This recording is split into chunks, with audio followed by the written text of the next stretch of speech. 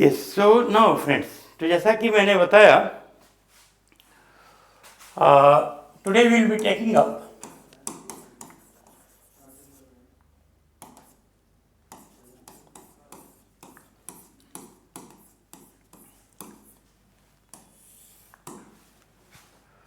We have limited time at our disposal.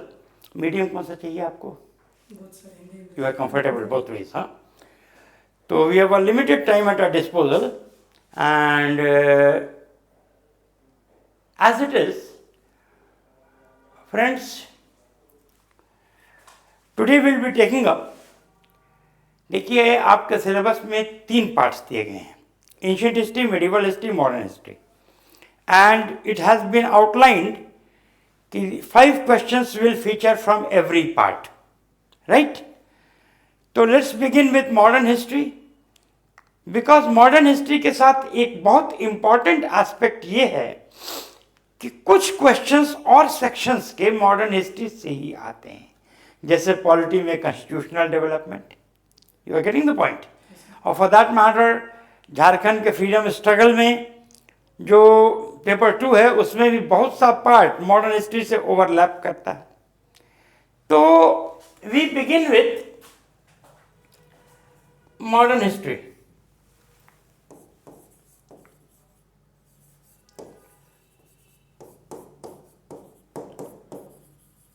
और modern history का जो ओपनिंग ऑफ मॉडर्न हिस्ट्री है उसका पहला ही सब टॉपिक जो बनता है वो downfall of the Mughal empire है ना।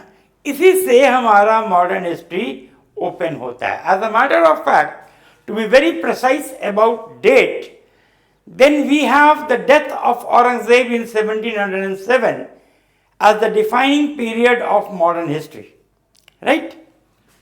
So the first subtopic, the downfall of the Mughal Empire.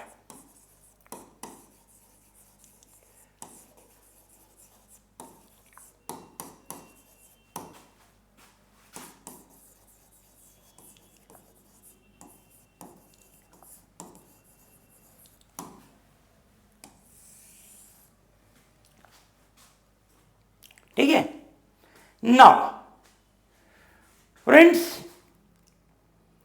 जो नेचर ऑफ क्वेश्चंस हैं आपके, you know, at the competition level, they do not have anything to do with the political aspect or this aspect, peripheral aspects of history as you call it, है ना। अब जैसे कि औरंगजेब कितनी बड़ी दाढ़ी रखा था, इससे कोई मतलब नहीं है। जो आपके काम की चीज है वो the basic dynamics of socio cultural history, कि कैसे the forces of history are interplaying in shaping the life and times of the period. That is very, very important. So we begin with the first subtopic, the downfall of the Mughal Empire.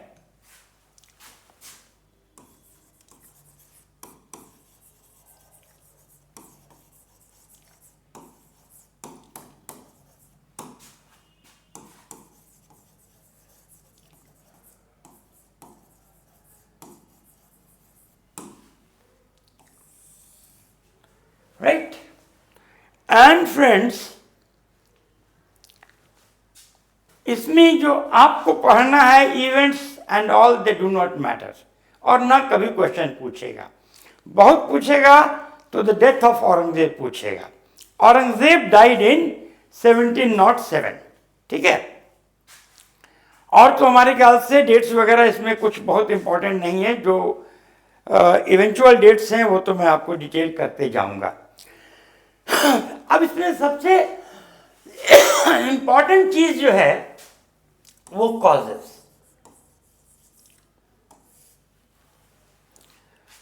और causes में सबसे पहला religious orthodoxy and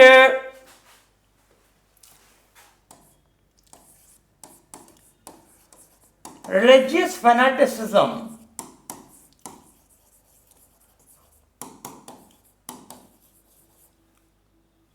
and orthodoxy of the Mughal Empire. Orthodoxy of Aurangzeb. अब देखिए, the many things on the social media are floating around. People have their own predilection of history, लेकिन हम लोग को कंपटीशन फेस करना है और हम लोग को वही चीज़ें दिमाग में रखनी है जो हमारे काम का है. We need not be bothered कि अकबर ने नरसंहार कराया कि अकबर ने बलात्कार कराया, इससे हम लोग को मतलब नहीं है. हम लोग एक बात तो जानते हैं कि ज़रूरत थी उस वक्त की, but Akbar he tailored out or he constructed or created a sort of a Rajput Mughal nexus, and which ultimately elaborated to a Hindu Muslim synthetic culture. देखिए कैसे ये शुरू होता है.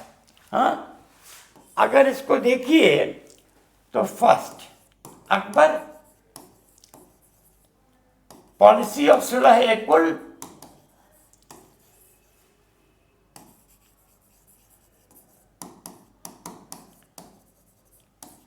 Piece to all,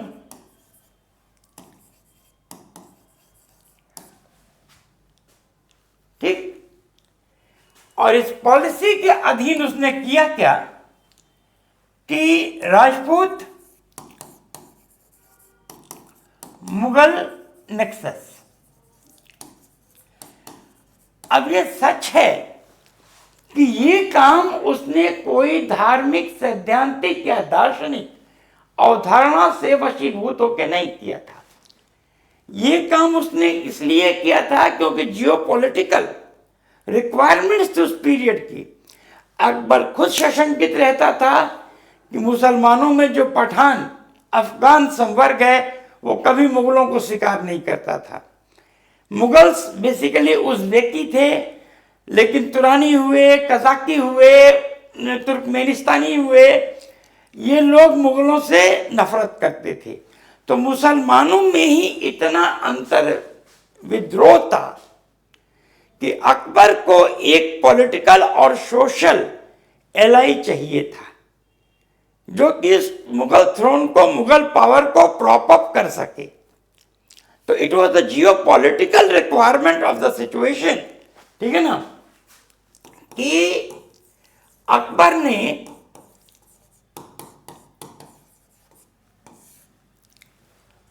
Rajput nexus किया. और इस राजपूत नेक्सस से क्या हुआ कि हिंदू मुस्लिम सिंथेटिक कल्चर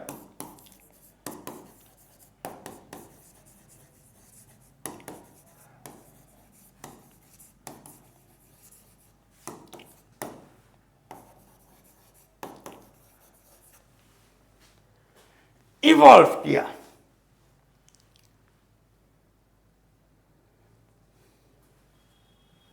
ठीक है. नाउ ये विरासत औरंगजेब को मिली. लगभग अकबर के रिलीजियस पॉलिसी को in parts and fragments Jahangir ने भी फॉलो किया. Shahjahan had streaks of Sunni orthodoxy, but Shahjahan was never that brazen to clearly manifest it. Sunni orthodoxy था उसके अंदर, लेकिन वो थोड़ा चतुर था, उसने कभी इसको ओपनली मैनिफेस्ट नहीं किया. But Aurangzeb was, I would not use a very strong word, but unwitting and non scrupulous to clearly manifest his Muslim predilections. और यही चीज देखिए भारत में सनातन काल से सह अस्तित्व, सहिष्णुता, भाईचारा की भावना रही है। अतिवाद यहां कभी नहीं चला है। If we call great, it is Ashoka. If we call great, it is Akbar. Leave aside fractious opinions floating all around us.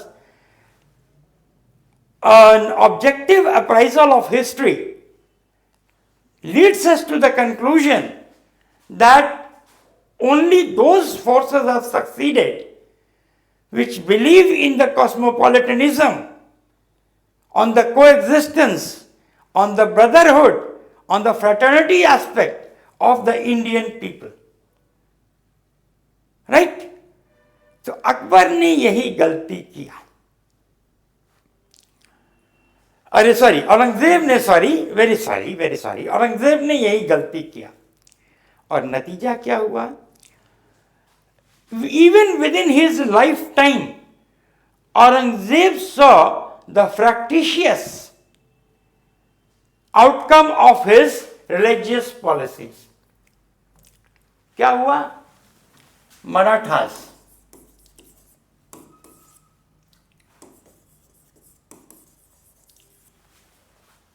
ये अलग हो गए, ठीक है। Then the six,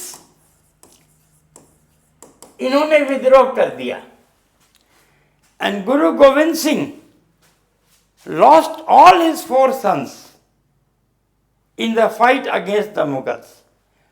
2 battles are very important in this regard. Battle of Chamkaur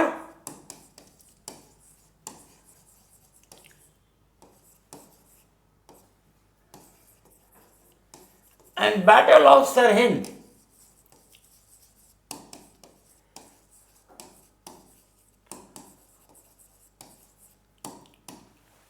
ठीक है।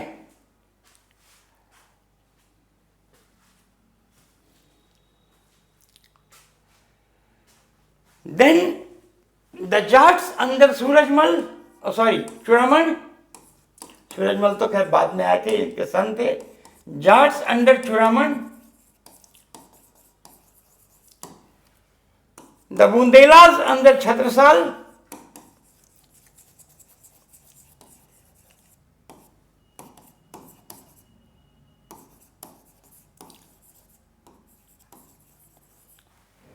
and the Rajputs,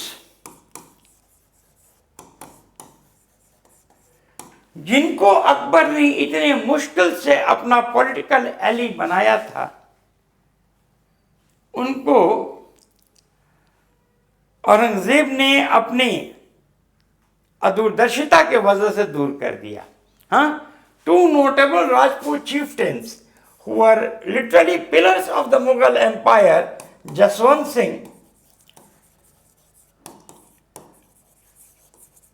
Marwar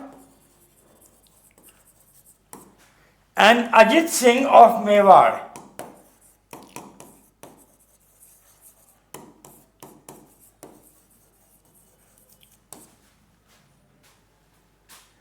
ठीक है।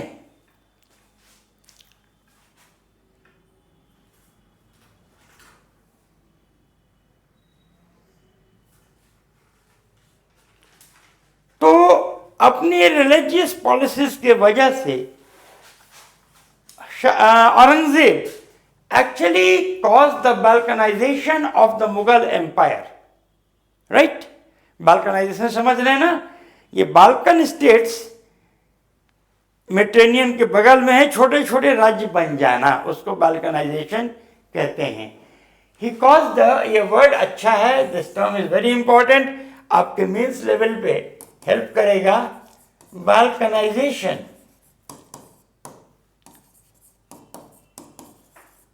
Of the Mughal empire.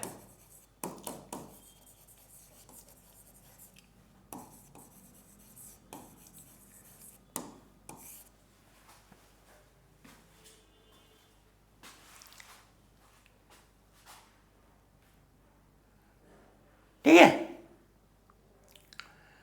तो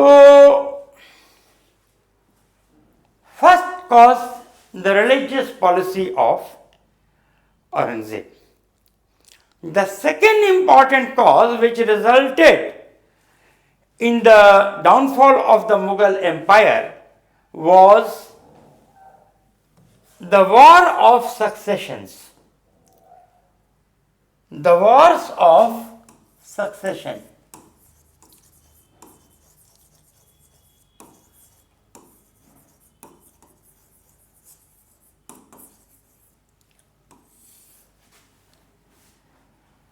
देखिए, मुगल थियरी ऑफ किंगशिप में एक बहुत बड़ी कमी ये थी कि there was no law of primogeniture. देखिए, बेसिक कॉज यही था. चीजों को समझने की कोशिश कीजिए. प्राइमोजेनिचर का लॉ ये कहता है कि the eldest son will inherit the ancestral property. So the first important reason, no law of primogeniture.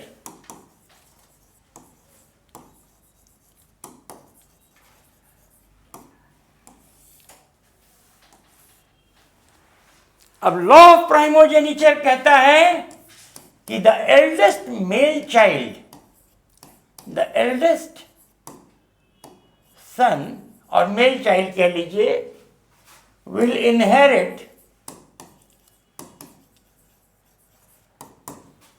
the ancestral property.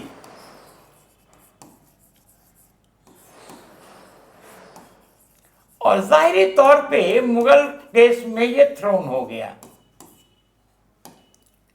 ठीक है.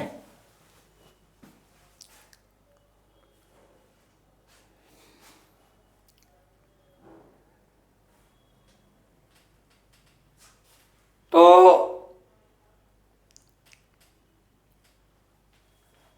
ये लॉ था नहीं. अब जब ये लॉ था नहीं तो it became free for all. Might is right. और right from the days of Babur.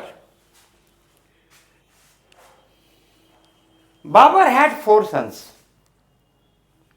Humayun, Askari, Jindal and Kamran. लेकिन हुमायूं बुद्धिमान था. उसने बाबर के साम्राज्य को अपने चारों भाइयों के बीच बांट दिया. आगरा दिल्ली को अपने पास रखा, किसी को काबुल दिया, किसी को हेरात दिया, किसी को कंधार दिया. ऐसे करके उसने बाबर के साम्राज्य को बांट दिया. तो he brought about a truce. Humayun had the only son who could claim the throne, that was Akbar. तो कोई लफड़ा अकबर के समय में नहीं हुआ.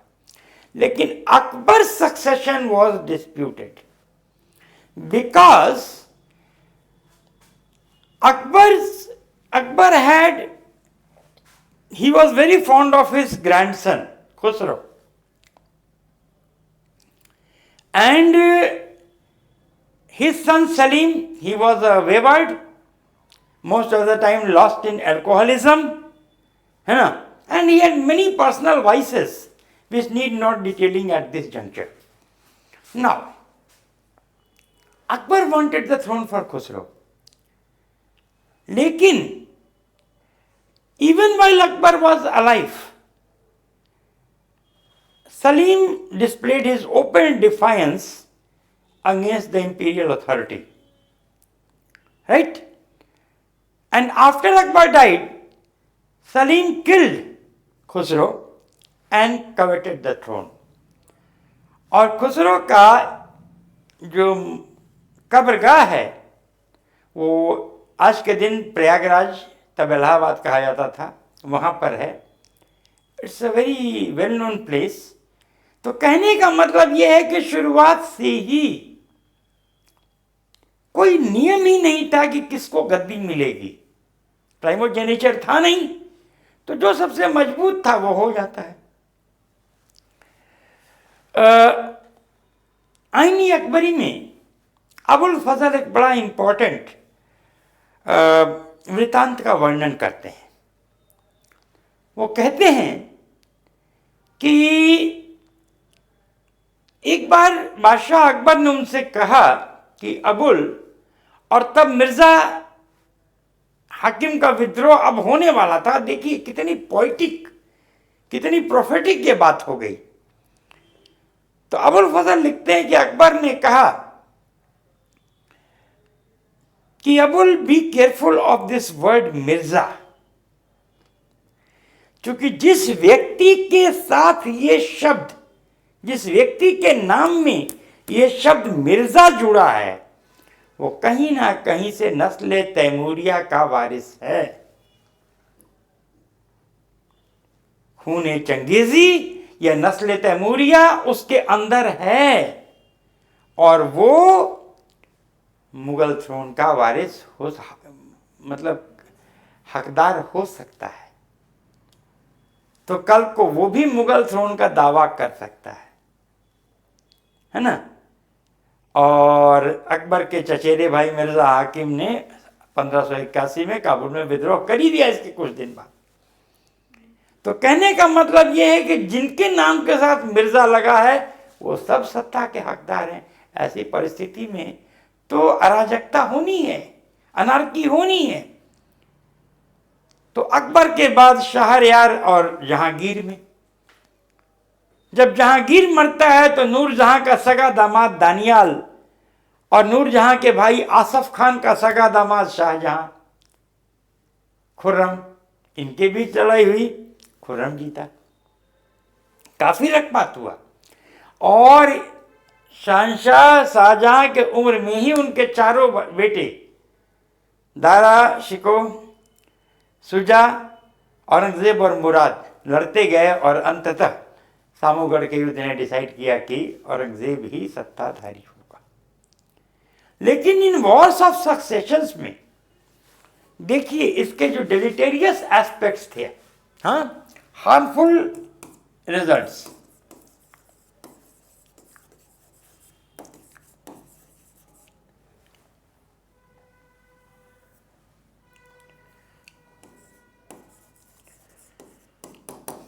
First, massive loss of manpower and materials, है ना, massive loss of manpower and materials.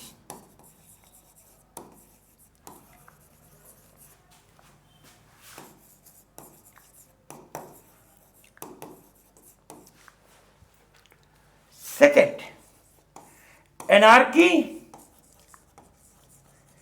lawlessness and breakdown of law and order, loss of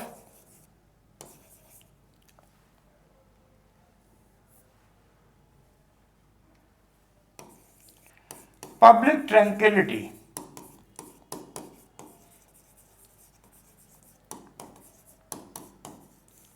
ठीक है। थर्ड,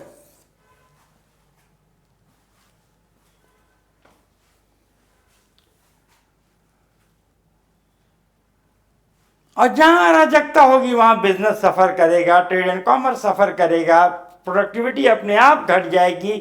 सेना इधर से उधर जाती थी, सैकड़ों सैकड़ों किलोमीटर तक के वो फसल चल जाते थे उनके घोड़े, इस तरह का। तीसरा, डिविसिव एस्पेक्ट्स। देखिए पूरा साम्राज्य खेमों में बंटने लगा। हम मुराद के आदमी हैं तो हम औरंगजेब के आदमी हैं, तो हम सुजा के आदमी हैं, तो हम दारा के आदमी हैं, ऐसे करके। तो यू नो डिविसिवनेस,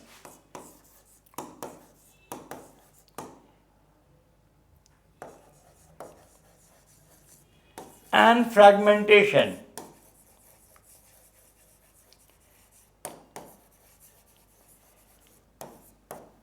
ठीक है। और ये सब कैसे हुआ, ये तीन बेसिक क्वेश्चंस कैसे पूछे जा सकते हैं। Which of the following resulted from the Wars of succession. तो कम से कम कंसेप्चुअली हर चीज को सिस्टमेटिकली दिमाग में बैठाए रखिए। ये प्रीलिम्स के लिए भी इंपॉर्टेंट है, मेंस के लिए भी इंपॉर्टेंट है। ठीक है, तो ये 3 बेसिक हार्मफुल इफेक्ट्स है, deleterious effects for the Mughal empire. और जैसा कि कहा गया है कि देखिए अपने ही लोगों ने इसको किया। दिल के फफोले जल उठे सीने के दाग से, इस घर को आग लग गई घर के चिराग से। है ना, जो घर के चिराग थे, जो वली अहद सल्तनत थे, ईयर अपरेंट थे, उन्होंने ही साम्राज्य को आग लगा दिया, है कि नहीं। और एक बार जब साम्राज्य टुकड़ों में हो गया तो फिर मरहम लगना बड़ा मुश्किल होता है ना। The third important cause, foreign invasions.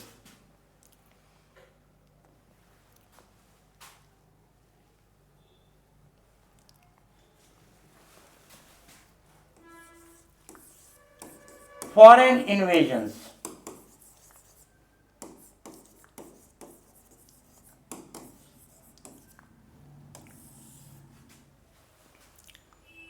देखिए पंजाब में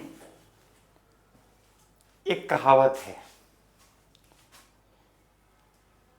खादा पीता पीता राहिंदा, बाकी अहमद शाह लाहिंदा।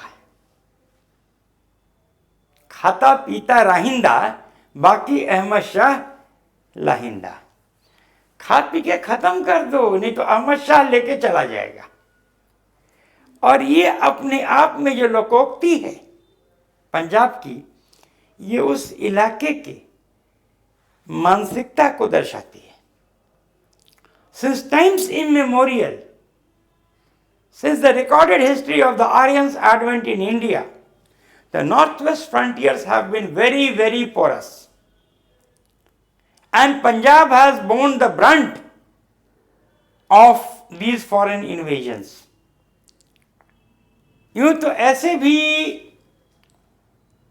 मुगल शहंशाही अपने अंतिम दौर में थी।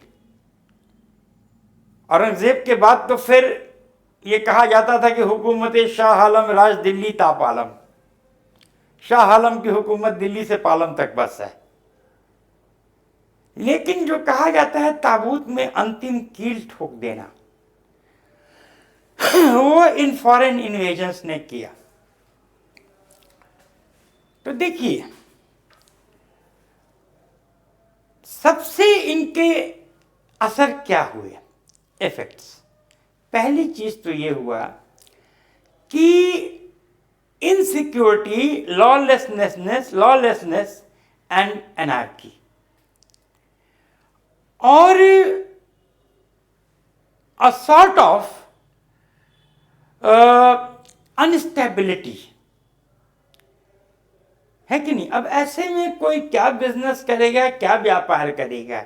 जब खाता पीता लाहिंदा, तो सब खा पी जाओगे तो बचेगा ही नहीं, बचेगा नहीं तो एकत्रण नहीं होगा, बचत नहीं होगी, बचत नहीं होगी तो निवेश नहीं होगा, निवेश नहीं होगा तो उत्पादन नहीं होगा। ये बेसिक लॉ ऑफ इकोनॉमिक्स है कि नहीं। तो एक कंजम्पटिव इकोनॉमी, एक हैंड टू माउथ इकोनॉमी इससे होता है, ठीक है ना। तो इसके इफेक्ट्स में लॉलेसनेस,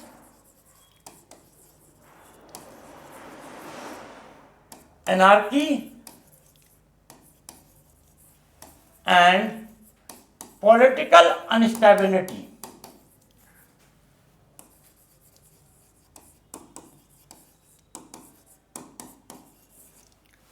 ठीक है, पहली चीज। इंग्लिश में बेटा कोई प्रॉब्लम तो नहीं आपके लिए, ठीक है, क्योंकि मैं उर्दू भी उतनी अच्छी बोलता हूँ जितनी अच्छी हिंदी, इतनी अच्छी इंग्लिश, है ना। तो you tell me anything I can do it. Now first thing ये। Second thing, it impoverished the Mughal empire. चाहे वो तख्ते ताउस हो, चाहे कोहिनूर, और ये तो बस मेयर एग्जाम्पल्स हैं। कहा जाता है कि जब नादिर शाह ने 1739 में मोहम्मद शाह रंगीले को के समय में दिल्ली पर आक्रमण किया, तो दिल्ली से लेकर जब ऊंट जाने लगे तो कुछ हिस्टोरियंस के अनुसार और द फ्रेंच हिस्टोरियन दिस पल्सेरेट, उसने लिखा है कि लगभग 3,500 ऊंट और हाथी दिल्ली के दौलतों को लेके वहां से गए। तो it empowered the Mughal empire, है ना, ये एकदम खंखड़ कर दिया, मतलब खोखला कर दिया, इतना दौलत लेके गए। कोहिनूर ही समय नादिर शाह लेके गया था यहां से, है ना। तो इम्पावरिशमेंट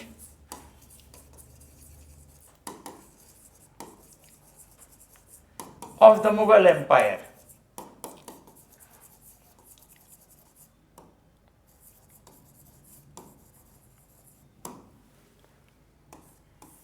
और यहां से तीसरी चीज आती है,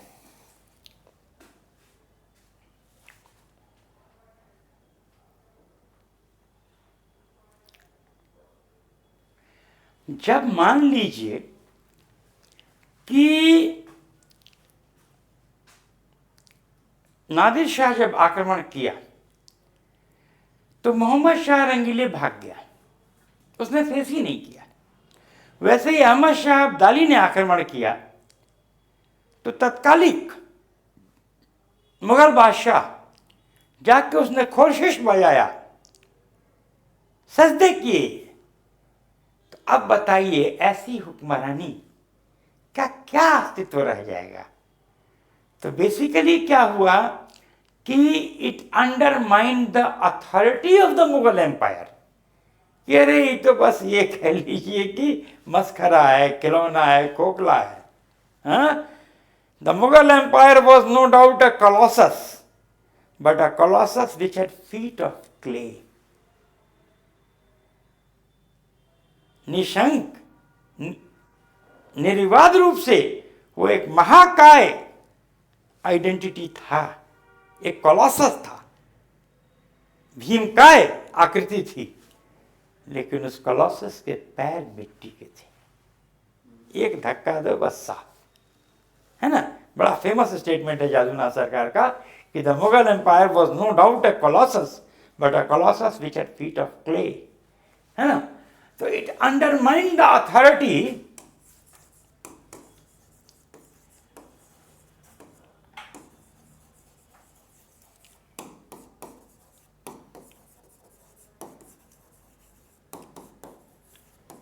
ऑफ द एम्पेरर या एम्पायर। और चौथा,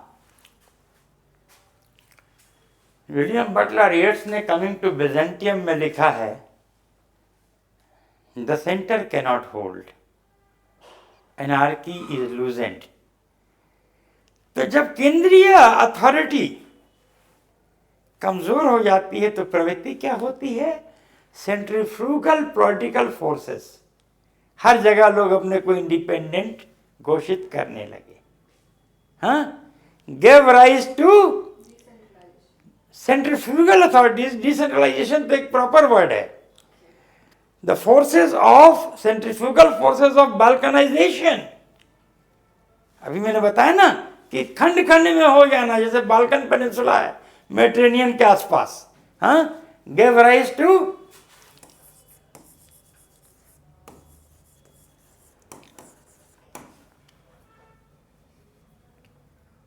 centrifugal forces and balkanization of the Mughal Empire.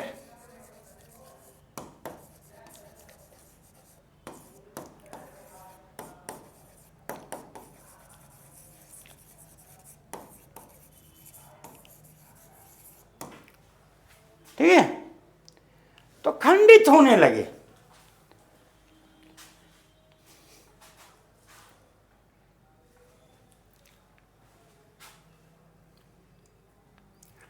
अब इसके पहले कि मैं आगे बढ़ूं, देखिए यूं तो several foreign invasions,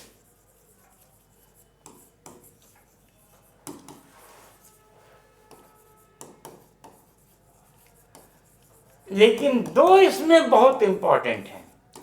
the invasion of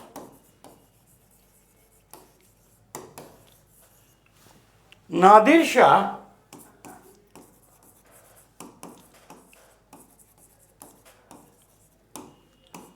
in 1739 when Muhammad Shah Rangile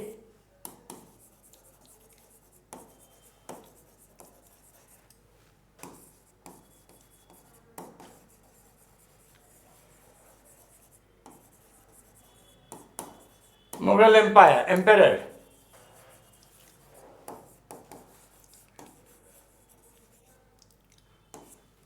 और दूसरा the invasion of Ahmad Shah Abdali.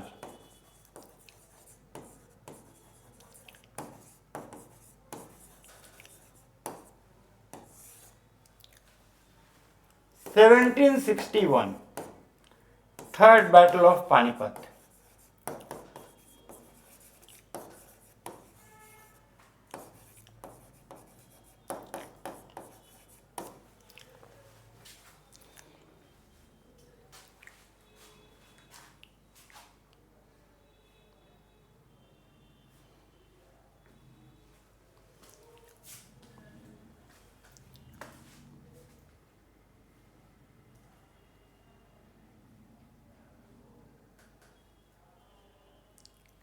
तो मेरे साथ एक चीज़ है कि मैं टाइमिंग के बारे में बहुत स्ट्रिक्ट हूँ, कुछ भी हो जाए आई बी हियर। और तुम्हारा मिस होगा ना बाबू, अच्छा नहीं लगता है टाइम से। मेरे लिए भी था। You know I repeat a very important thing, मुझे बहुत अच्छा लगा कि आप लोग आज आए। क्योंकि देखिए ये नहीं, आज एक कोट मैं बताऊंगा, in the entire Olympic history only one person has repeated the decathlon gold. Decathlon सबसे स्ट्रेनुअस इवेंट होता है, 10 इवेंट्स एक साथ होते हैं, तो इतनी एनर्जी लगती है कि लोग एक ओलंपिक्स के बाद बर्न आउट हो जाते हैं। 100 metres, 200 metres, 400 metres, 110 metres hurdle, long jump, high jump, triple jump, discus, javelin, shot put, 10 को मिला के पॉइंट्स कैलकुलेट होता है। तो आमतौर पे लोग एक ओलंपिक्स के बाद बर्न आउट हो जाते हैं। हिस्ट्री में एक ही व्यक्ति है जिसने कि डेकाथलन गोल्ड को रिपीट किया है, दैट इज डेली थॉमसन, है ना। और डेली थॉमसन का बड़ा इसलिए मैं कोट कर रहा हूं अभी, बड़ा फेमस एक स्टेटमेंट है कि I will always be a champion because I also practice on Christmas which no good Christian does. मैं हमेशा चैंपियन रहूंगा क्योंकि मैं क्रिसमस के दिन भी प्रैक्टिस करता हूं, जो कोई अच्छा मसीही नहीं करता है। तो मैं अच्छा मसीही भले ही ना हूं, लेकिन मैं चैंपियन रहूंगा। तो वैसे ही देखिए आज लोग विसर्जन में जा रहे हैं, यहाँ आप लोग क्लास करने आए हैं, that is very important. This degree of dedication is the need of the hour as you call it, right. तो ये हो गया। Now two things are there. यूं तो मैंने आपको बताया कि Nadir Shah only looted the Mughal empire and undermined the Mughal authority, but Ahmad Shah Abdali in the third battle of Panipat, he actually paved the way for the advent of the British in India by creating a power vacuum, है ना। तो ये देखिए बड़ा important सब topic इसके अधीन है, the disastrous results of the third battle of Panipat. अब इस संदर्भ में आपको ये दिमाग में रखना है, the disastrous results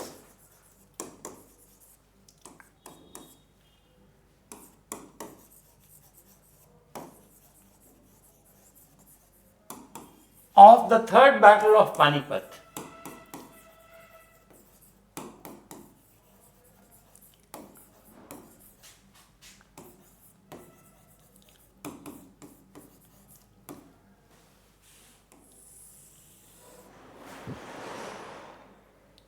first thing, Mughal empire को कठपुतली बना दिया, मुगल एम्पायर को। शुजा-उद-दौला जो नवाब वजीर ऑफ अवध थे, वो खुद ही जाके वहां सिजदे कर दिए, घुटने टेक दिए, मराठाओं को हरा दिया। तो by pulverizing all these three dominant political forces of North India, Ahmad Shah Abdali created a power vacuum and created the proper environment for the advent of the English in India. Panipat ने ये नहीं decide किया कि भारत का मौजूदा शासक कौन होगा, पानीपत ने यह डिसाइड कर दिया कि भारत का मौजूदा शासक कौन नहीं होगा, है ना। First of all created a power vacuum,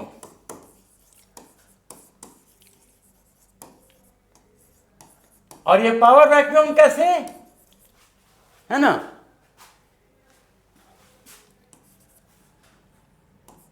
The Mughal emperor, a puppet,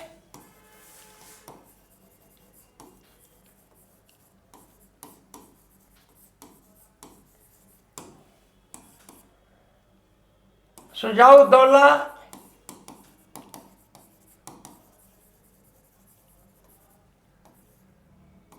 the Nawab of Awadh,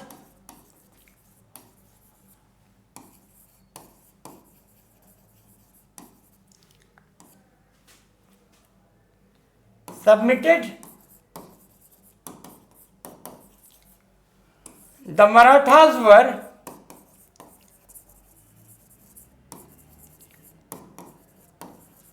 decimated, एकदम नस्नाबूद कर दिया, and it paved the way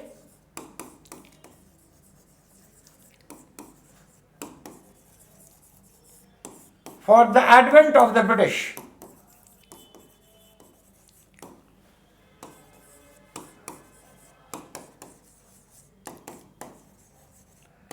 British rule.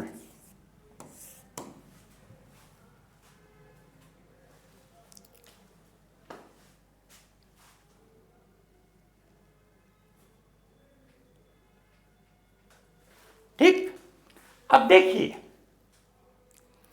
कितना विध्वंसकारी बैटल ऑफ पानीपत था।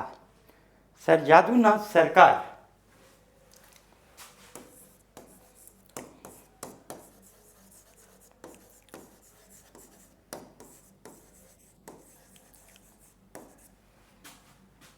decline and fall of the Mughal Empire,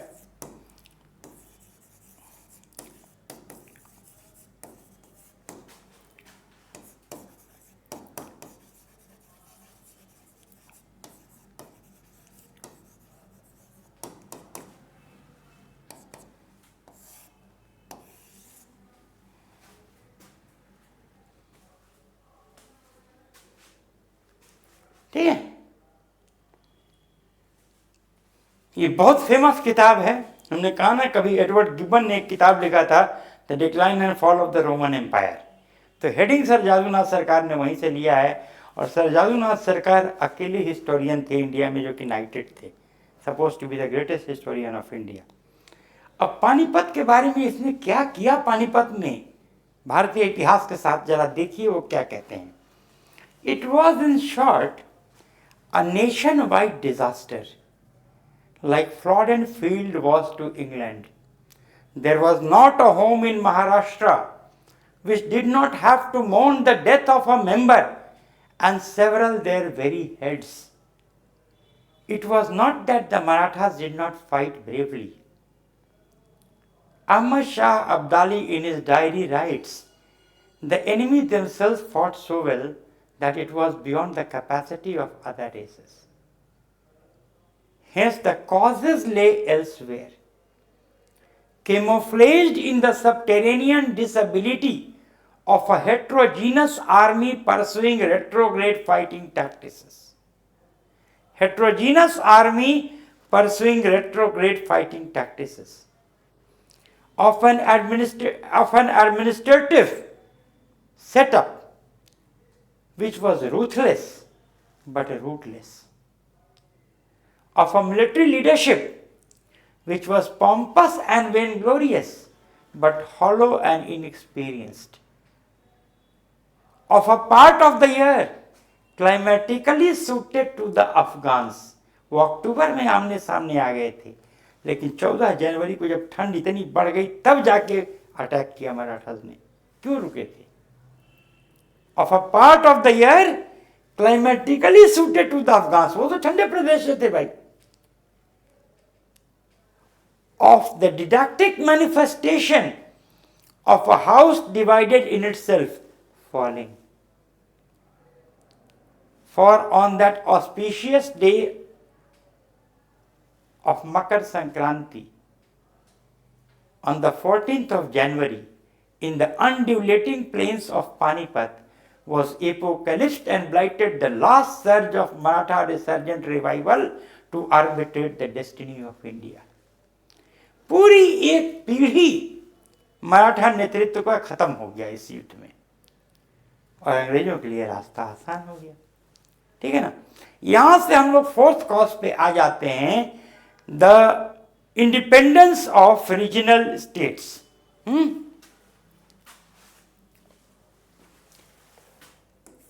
rise of independent states.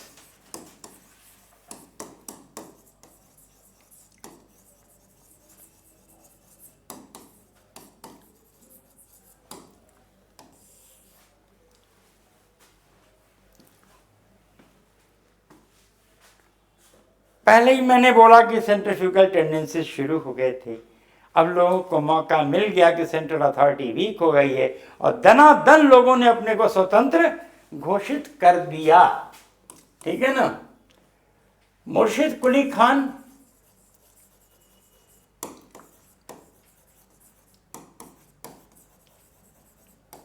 इन बंगाल,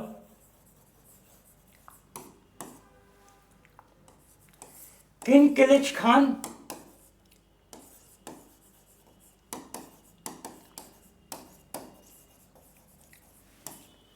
निजामुल मुल्क आसफजाह, जो कि इन्होंने पदवी ग्रहण किया था, निजामुल मुल्क आसफजाह इन हैदराबाद,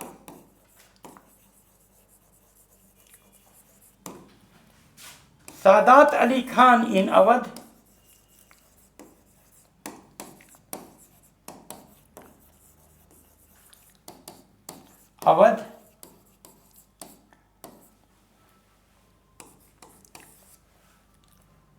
अली मोहम्मद खान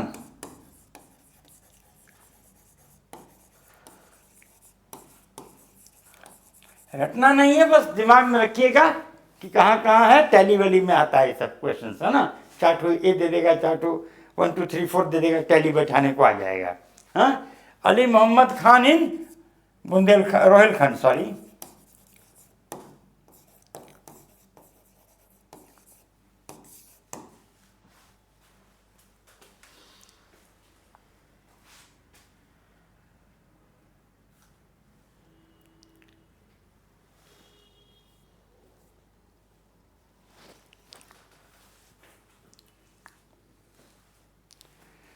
तो ये चौथा कारण था।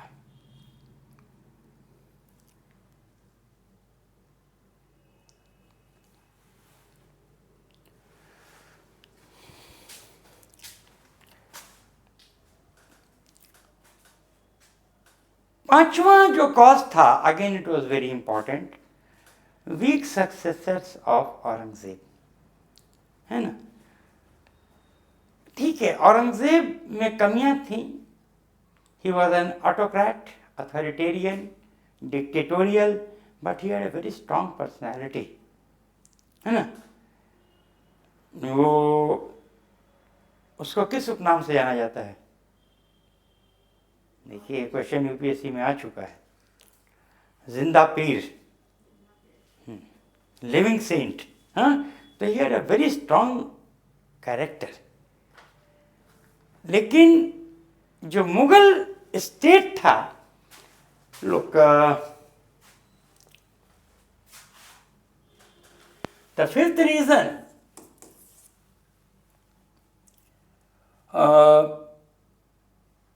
weak successors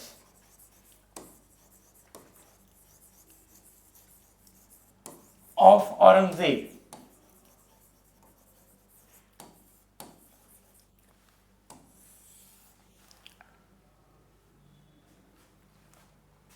पहली चीज याद रखिए कि the Mughal empire was a highly centralised state, केंद्रीकरण बहुत तगड़ा था, which required a very efficient and able monarch at the center. Huh? The Mughal Empire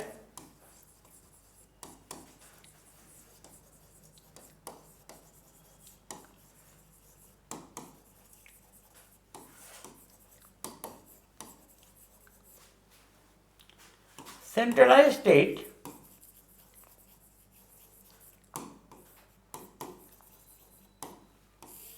which required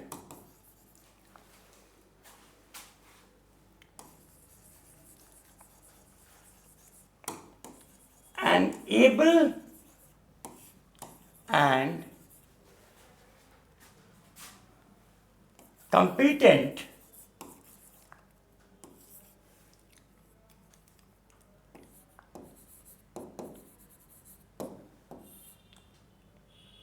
monarch at the center.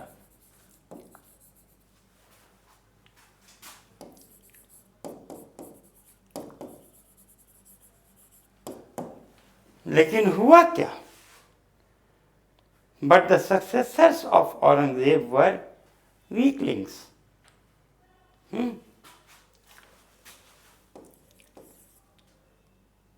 Weak successors. चाहे वो फर्रुखशियर हो, चाहे वो मोहम्मद शाह रंगीले हो, चाहे वो शाह आलम द फर्स्ट हो, सब के सब वीक थे। दूसरे, इंटरनिसाइन कोर्ट बिकरिंग्स, आपस में जो इनका झगड़ा झंझट कोर्ट इंट्रिग्स चलता था, इंटरनिसाइन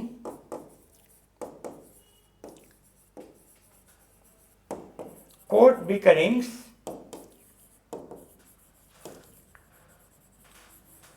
and intrigues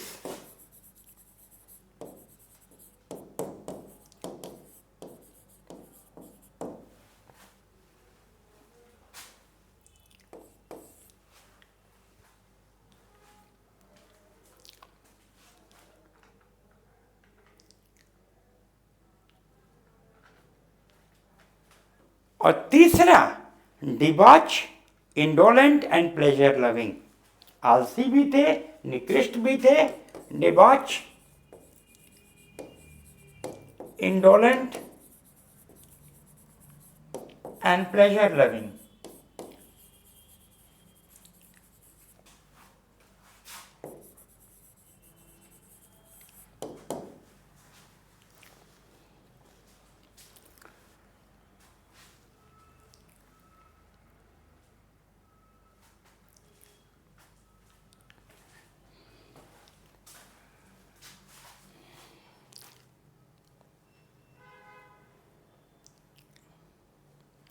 मोहम्मद शाह रंगीले, इसकी एक कॉन्क्यूबाइन थी, लाल कुंवर। वह युद्ध के लिए जाता था तो उसी कॉन्क्यूबाइन के साथ पालकी में बैठ के जाता था। अब ये बाबर का वारिस था। बाबर जो कि अपने युद्ध निपुणता के लिए विख्यात था, उसका वारिस एक कॉन्क्यूबाइन के साथ, नाचने वाली के साथ पालकी में बैठ के युद्ध क्षेत्र में जाता था। वो क्या युद्ध करता होगा यार बताओ। 24,000 सारंगियां उसने एक बार दुआबे में कर लगवाया कि ठीक है, हमको आप रुपया पैसा मत दीजिए, हमको अशरफी मोहर मत दीजिए, अन्न मत दीजिए, राजस्व में, लैंड रेवेन्यू में हमको सारंगियां दीजिए। अब ये 24,000 सारंगियां का मतलब 24,000 सारंगी बजाने वाले, उनकी तनख्वाह, इतना बड़ा बोझ एक्सचेकर पर आया और आउटपुट क्या मिला, प्रोडक्टिविटी क्या मिला, जीरो। सारंगी बजाने से क्या होगा, है ना। तो ये weak successors of Aurangzeb, they undid, and the last thing which is very very important, crisis in the मनसबदारी system. ये चीज बहुत इंपॉर्टेंट है, इसको समझिए कायदे से। हाँ, ये economic critique of the Mughal empire में ये बहुत इंपॉर्टेंट चीज है। हाँ, mansabdari, crisis in the mansabdari system.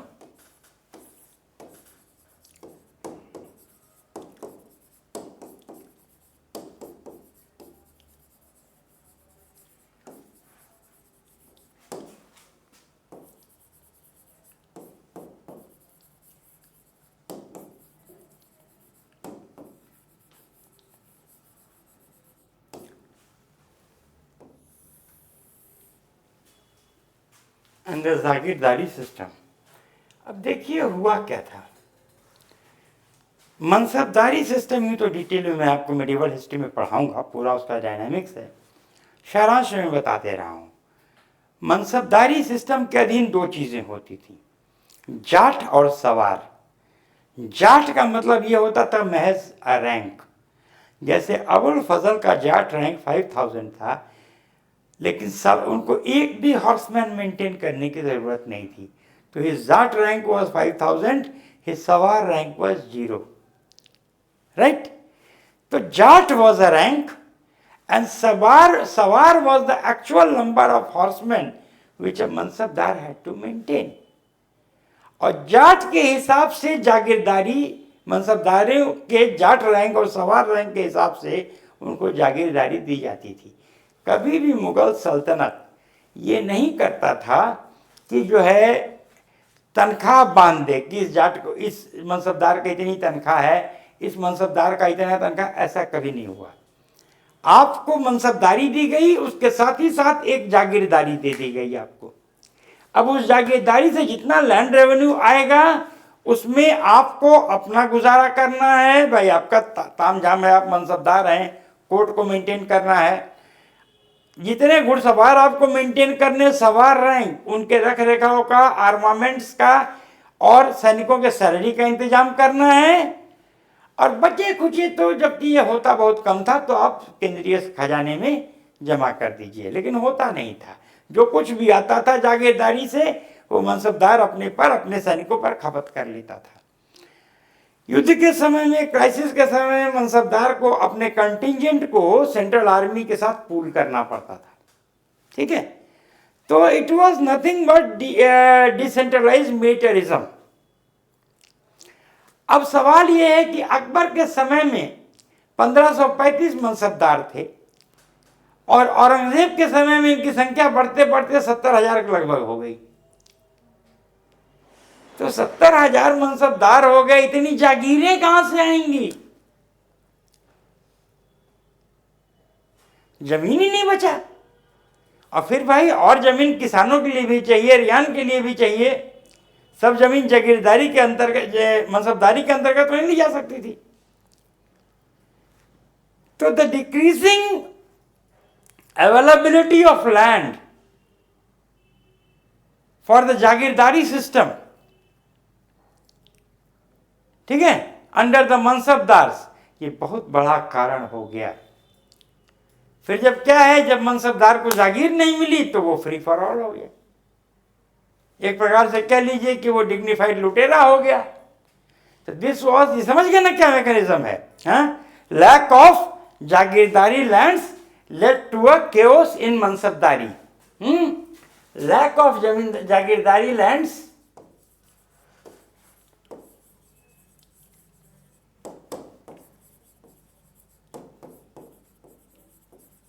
led to a chaos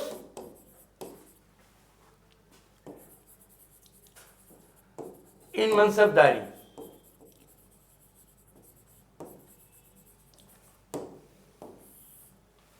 ठीक है।